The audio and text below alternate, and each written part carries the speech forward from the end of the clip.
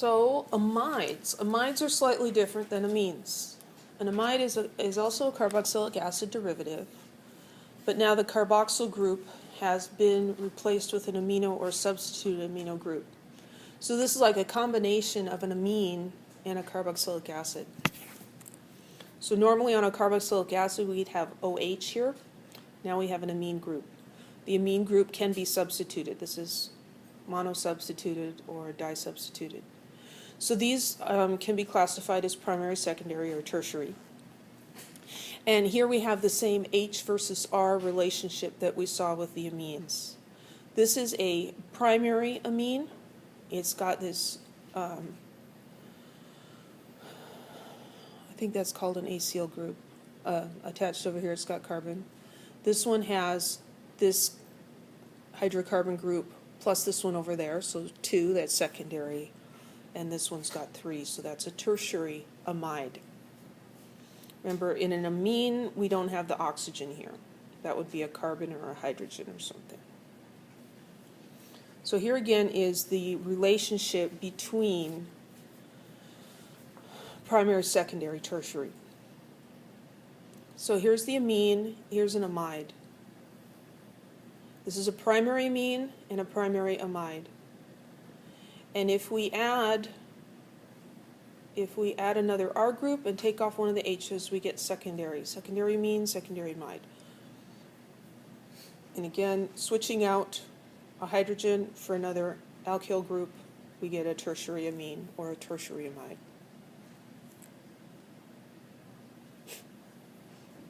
Okay, that's obviously a mistake in the slide. Cyclic amides are possible.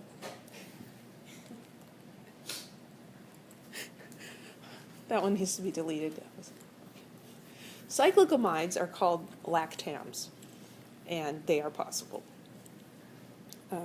These are similar to the cyclic esters. We learned a little, just a tiny bit about cyclic esters. Those were called lactones, and these cyclic amides are called lactams.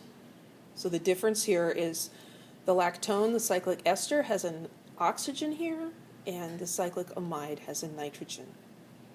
And so here we see 2 very simple ones. This one's got 2 amide groups in it. When we're looking at these lactams, the ring size is indicated using the Greek letter. So for example here, when we looked at carboxylic acids, this was OH, and this carbon was the carbonyl carbon, and that was not given a letter. When we numbered it, that was carbon number 1, but that was not given a letter because you couldn't have a substituent there. So the next one was alpha and then beta. Here, the beta carbon is attached to the nitrogen, and so this is called a beta lactam. This is a gamma lactam because here's the carbonyl carbon, alpha, beta, gamma, and that is attached to the nitrogen. So this is a 5-membered ring, and this is a 4-membered ring. The nitrogen is one of the members. The 2 or 3 carbons that have the Greek letter, plus the carbonyl carbon.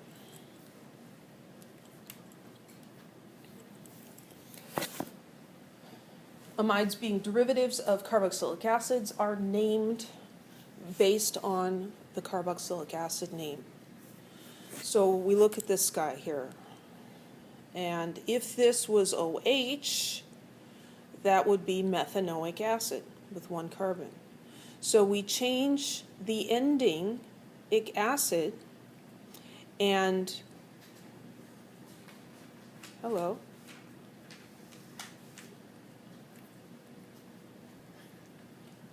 we change the ending and we get methanamide. Or with the common ending, this would have been formic acid, right? So then it's formamide or formamide. And here you can really say I've heard it both ways because these are pronounced 2 different ways. So we'll just be flexible. Here we've got 2 carbons. 2 carbons with ethanoic acid, so ethanamide. We also call this acetic acid, so acetamide. propanamide or propionamide. They're just lovely to pronounce. Okay, so this one's a little more complicated. So this group over here, we've got 3 carbons, and we've got a methyl group on here. So this is carbon 1, 2, 3. Total of 4 carbons in the chain. So it's 3-methyl, and butane, this would have been butanoic acid, butanamide. So 3-methyl butanamide. For the common names, we're going to use the Greek letters again. The first one does not have a letter. This is alpha. That's a bad alpha. That's alpha, beta, and gamma. And so the methyl group is on the beta carbon. That comes from butyric acid, so it's beta-methyl butyramide.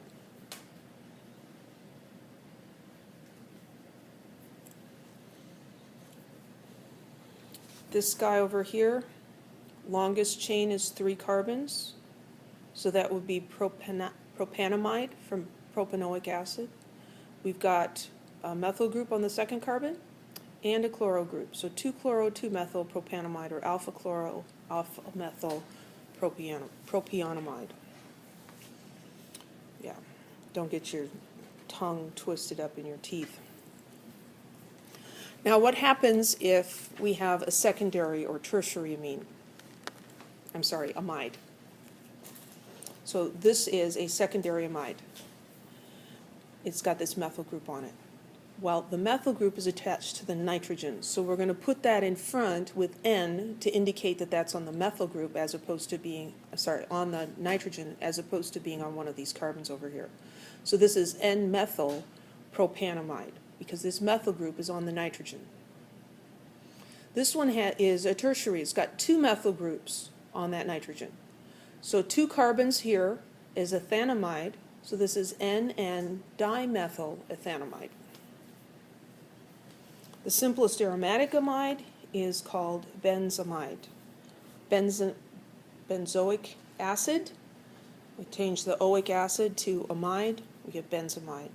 And so then these can be substituted as well. You get 2-methyl benzamide. Here we've got the methyl group on the nitrogen. So this is N-methyl benzamide. Any questions?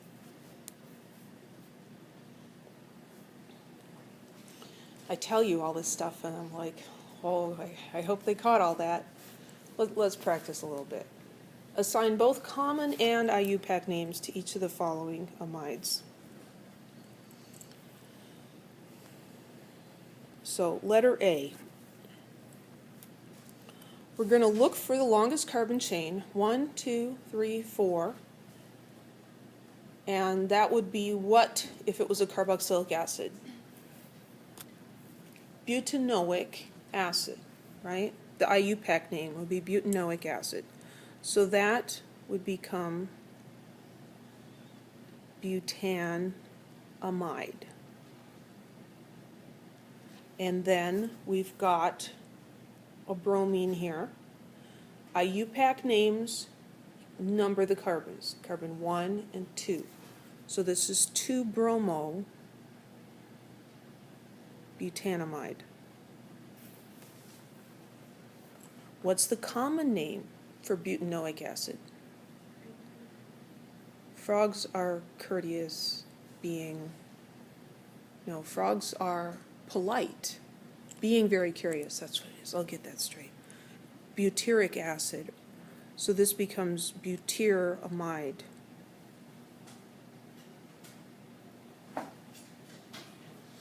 The bad thing is there's some funky things that just have to be memorized. The good thing is we use them over and over again. So, you get some mileage out of your effort. Common name, we're not going to number these. This is going to be lettered with Greek letters, alpha, beta, and gamma.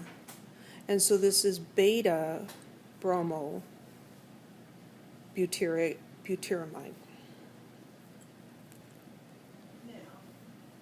Pardon me?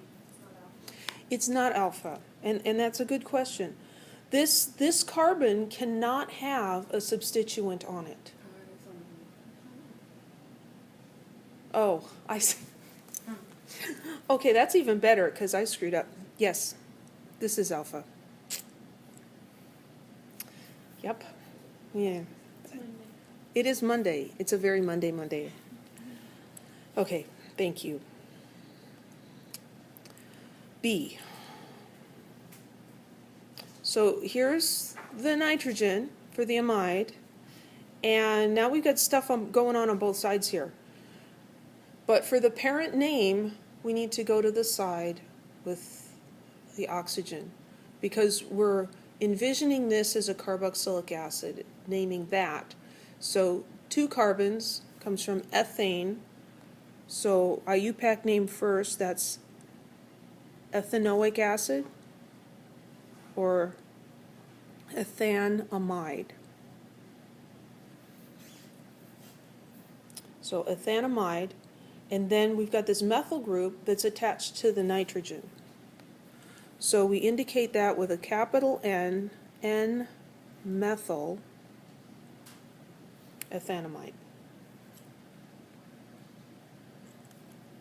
With the common names, what would the name of that acid be?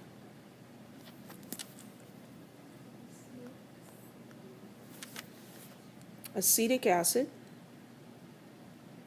So acetamide.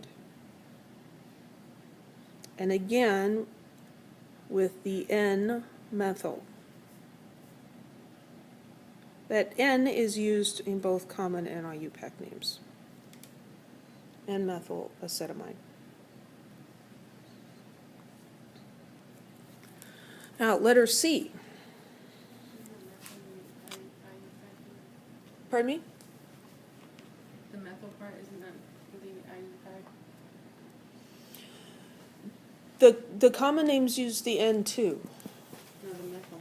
The methyl? I guess I'm not understanding what you're asking. Isn't it? Because there's... As a group, it's okay, I see. still methyl. Okay. The funky names are for the acids.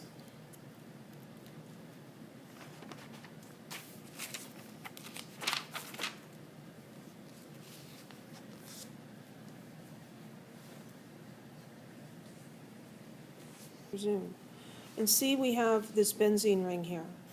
And so then we have to ask ourselves, is there a special name for this substituted benzene? And there is. That was benzoic acid, right? If this was OH, we'd have benzoic acid. So that's the base name that we're taking our amide name from. So benzoic acid would be benzamide. And then we name substituents, 2 methyl groups on the nitrogen. So N, N, dimethyl benzamide. And for that guy, the common name is the same as the IUPAC name. There's no special common name for benzoic acid. How about letter D? This is the line angle. So here we've got our amide group. So we envision this as an OH to figure out what the acid is. 1, 2, 3, 4 carbons. So butanoic acid. So that would be butanamide. And we've got, on the nitrogen, we have 1, 2 carbons, that's ethyl. And then over here, we've got a methyl group, and this is carbon 1, 2, 3. So we've got 3 methyl and N-ethyl. Which one should go first? The ethyl.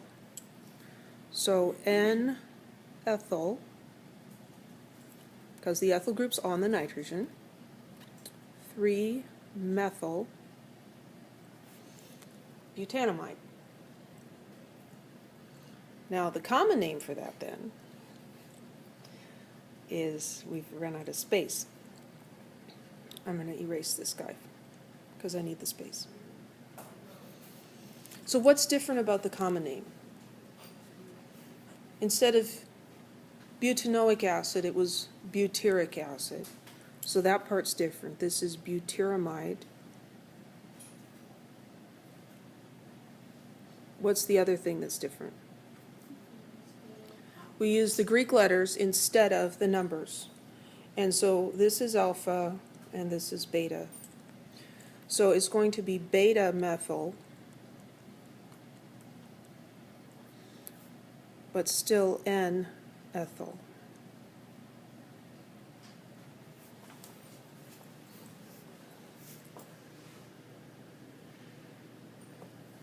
Any questions?